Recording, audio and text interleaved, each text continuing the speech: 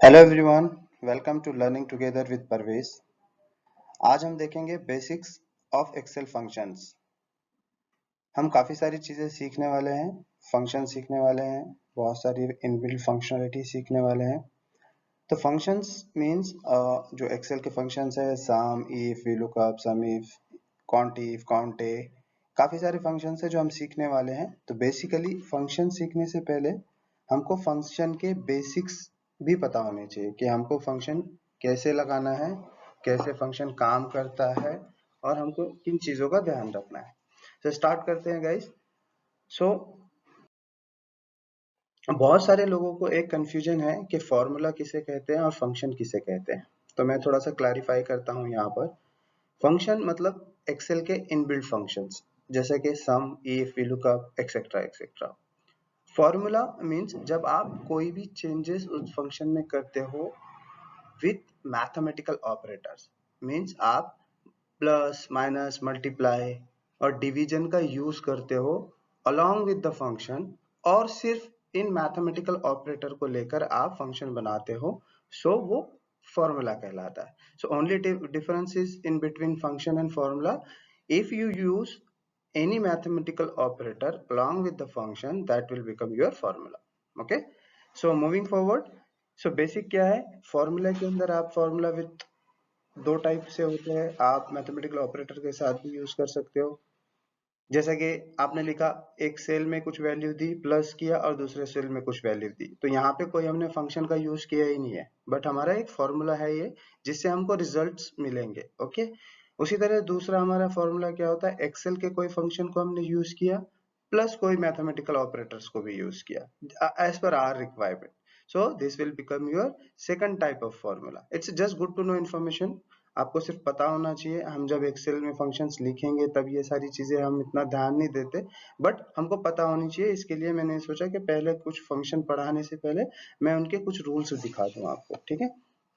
अब एक और रूल है यहाँ पे, कि पहला रूल क्या है कि आपको इक्वल टू साइन से फंक्शन स्टार्ट करना है, या तो प्लस साइन से स्टार्ट करना है, या तो एट द रेट साइन से आपका फंक्शन स्टार्ट हो सकता है।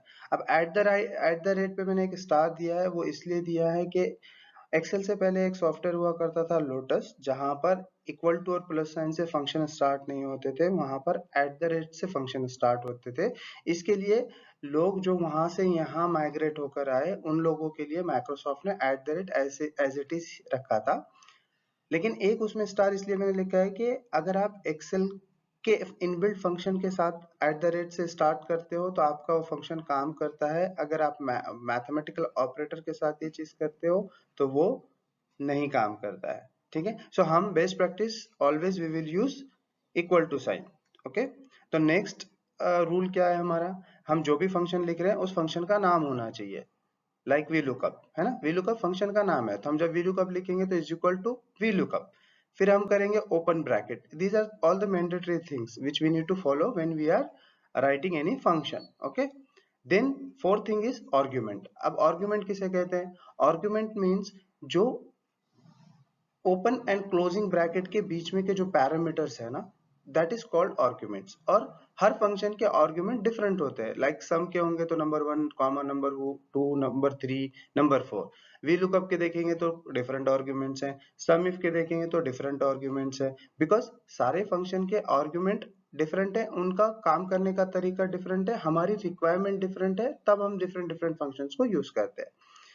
मैंने इसको रेट किया है, मैं थोड़ा सा और एलोबरेट करूंगा कि आर्ग्यूमेंट्स कैसे होते हैं, कैसे हमको अंडरस्टैंड करना है, ठीक है।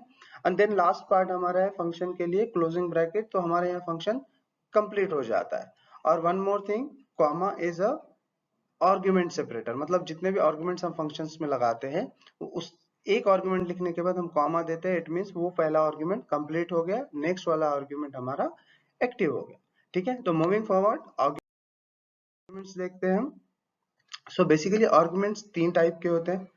एक होता है कंपलसरी, कंपलसरी मींस मैंडेटरी है, हमको वो आर्गुमेंट पास करना ही है, अगर हमने वो आर्गुमेंट पास नहीं किया तो हमारा फंक्शन काम नहीं करेगा। सेकंड होता है हमारा optional, means as per my requirement, as per our requirement we need to use this argument. अगर हमको सिर्फ कंपलसरी आर्गुमेंट्स पास करने से हमारा फंक्शन काम करता है और हमारी डिजायर्ड रिजल्ट हम जो एक्सपेक्ट कर रहे हैं वो मिल रही है, तो नो इश्यूज।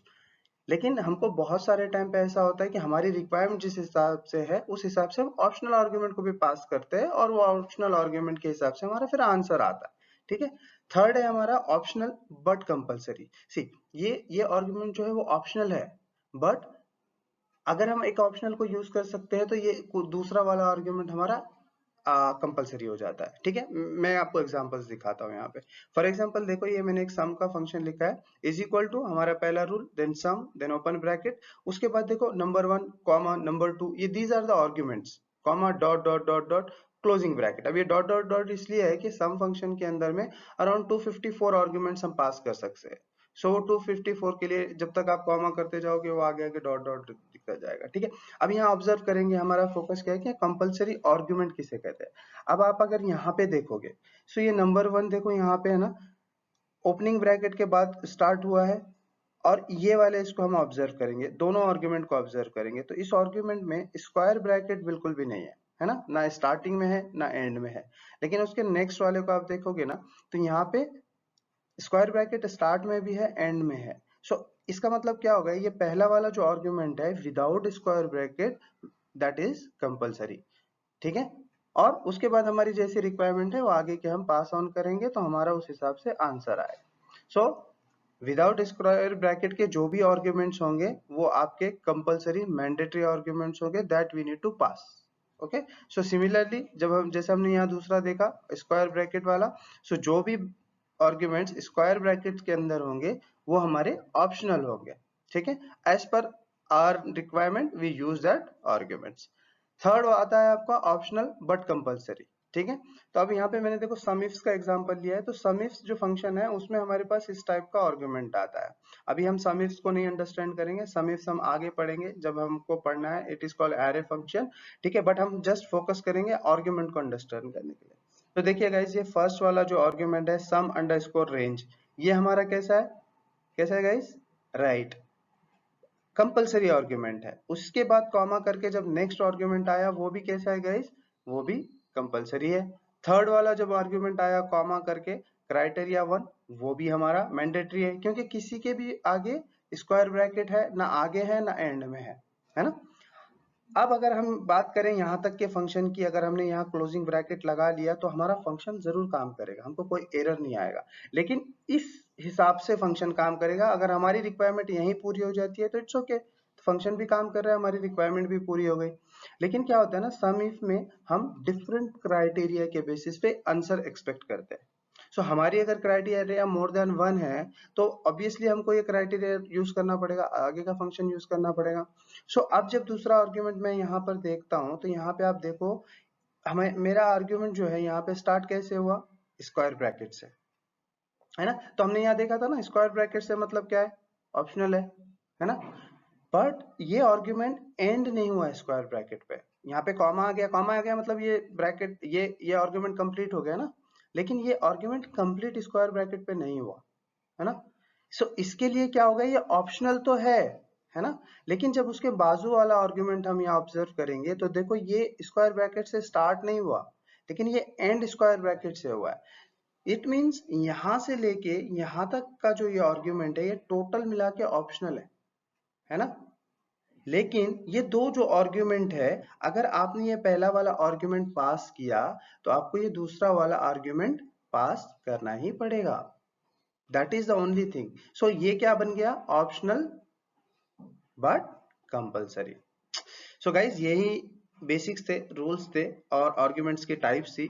जब भी अब हम फंक्शन लिखेंगे हमको ये समझ में आएगा कि समटाइम्स ऐसे होता है ना, हम फंक्शन आर्ग्यूमेंट पास कर रहे हैं और एंटर कर देते हैं, फिर एरर आता है। Now we will understand that कि वो एरर क्यों आ रहा है, हमने सही आर्ग्यूमेंट पास किया नहीं किया, राइट। सो इतना ही था, जस्ट एक रिक्वेस्ट है गाइस, प्रैक्टिस करना है। अभी तो ये थ्योरेटिकली था, प्रैक्टिस नहीं था कुछ भी इसमें, आगे के वीडियोस में हम प्रैक्टिकली देखेंगे बहुत सारी चीजें। और एक चीज, अगर आपको ये वीडियो पसंद आती है तो लाइक करें, सब्सक्राइब करें और अपने दोस्तों को भी शेयर करें, ताकि वो भी ये छोटी छोटी चीजें सीख सके और अपने डे टू डे करियर में इन चीजों को यूज कर सके। Thank you.